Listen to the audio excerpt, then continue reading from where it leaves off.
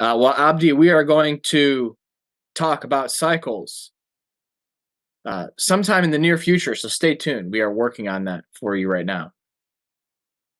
Yeah, so on pound yen, Frankie, that is a potential thing. The problem with double top formations is to actually confirm a double top high, you would need to close below a meaningful support zone. So, I mean, okay, if you sell short here and you rally down to here based off the double top, what are you just going to wait and if it goes back higher, then the double top didn't work, right? You could have said you had a double top here, so it could be a double top because we're so late in the cycle and you have this bearish divergence, signaling that upside momentum is waning.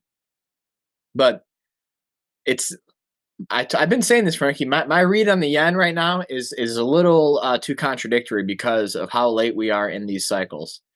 And it looks like we could rip. We know that in final phases we can rip higher.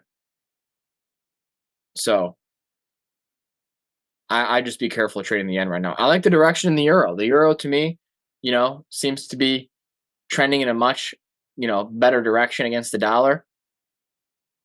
Near term that is. And so that's been my focus. You look at this hourly chart, if we